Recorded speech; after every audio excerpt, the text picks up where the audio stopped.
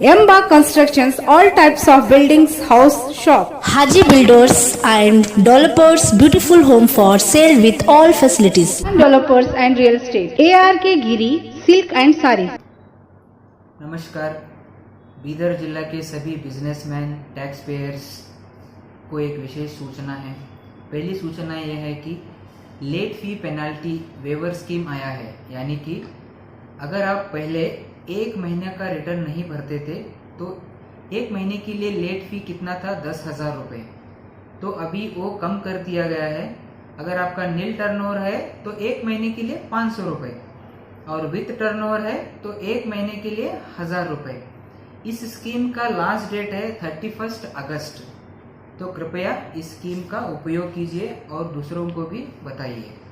Next है कर समाधान स्कीम, यानी कि जीएसटी आने से पहले वैट, पीटी, केएसटी, एंटरटेनमेंट या लग्जरी टैक्स, इन कोई भी टैक्स कानून में अगर आपका टैक्स, इंटरेस्ट और पेनल्टी भरना था तो ये स्कीम आप यूज करके सिर्फ टैक्स भरे तो काफ़ी है, इंटरेस्ट और पेनल्टी भरने की ज़रूरत नहीं है।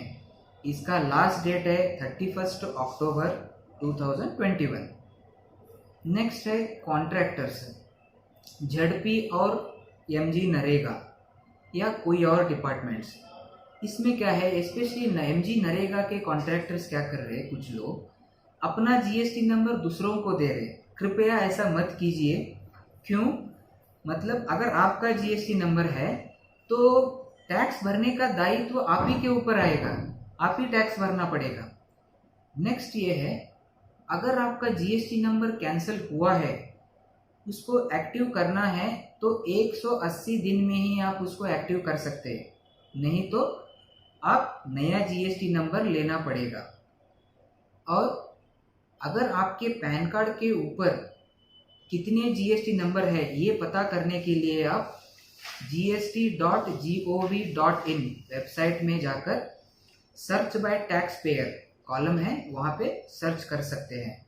और एक ऐप है प्ले स्टोर पे, irisperidot, IRISPERIDOT।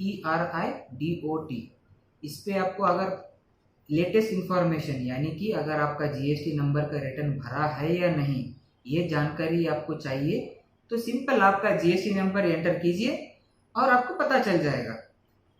तो नेक्स्ट है बिल ट्रेडिंग।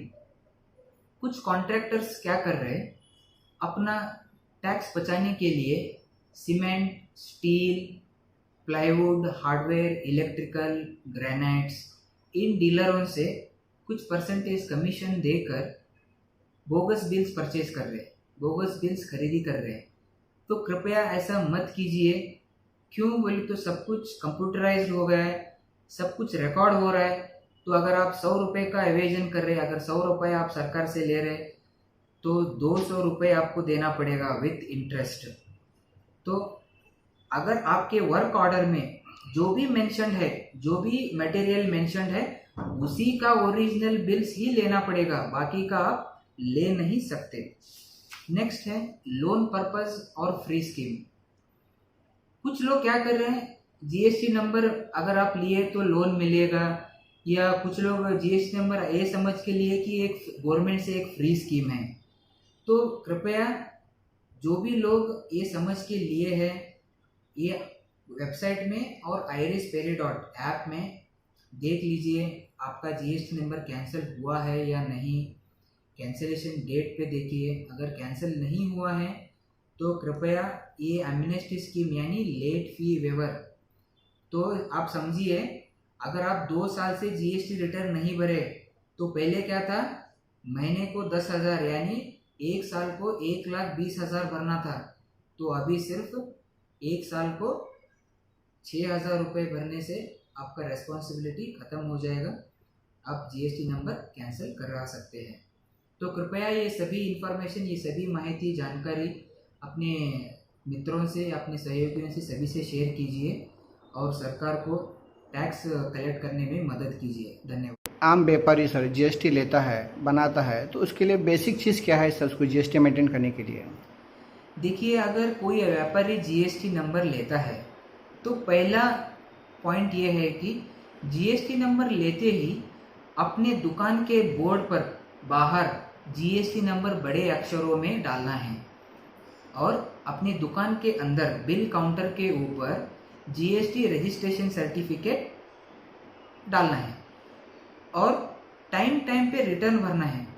अगर आप मंथली स्कीम में हैं या क्वार्टरली रिटर्न स्कीम में हैं या कॉम्पोजिशन स्कीम में हैं, कोई भी स्कीम में है, हर एक स्कीम का एक लास्ट डेट रहता है। यानी कि अगर समझिए जून महीना चल रहा है तो जून महीने का रिटर्न जुलाई 20 या जुलाई 25 लास्ट डेट रहता है, तो उसके अंदर आप जरूर भरना है।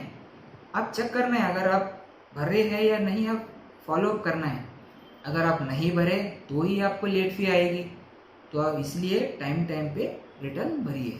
अगर किसी का सर 100 मोटो के जरिए कैंसिल हो गया जीएसटी और 180 डेज के अबो हो गया सर, तो उसमें पैसे इसमें क्या करना पड़ेगा सर?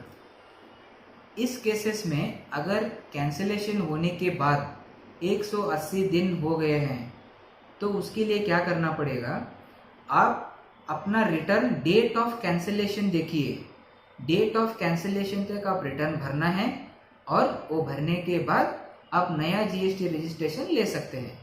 और जो इनपुट क्रेडिट रहेगा जीएसटी के अंदर, तो उसको किस तरह से क्लेम कर सकते हैं? ये रिटर्न भरने के बाद और एक रिटर्न रहता है, फाइनल रिटर्न GSTR 10। उसमें आपको मेंशन करना पड़ेगा कि आपके पास कितना स्टॉक है और कितना इनपुट आप ट्रांसफ़र कर रहे हैं। तो अगर आप ये करोगे तो आपका इनपुट जो है नए जीएसटी रजिस्ट्रेशन में ट्रांसफ़र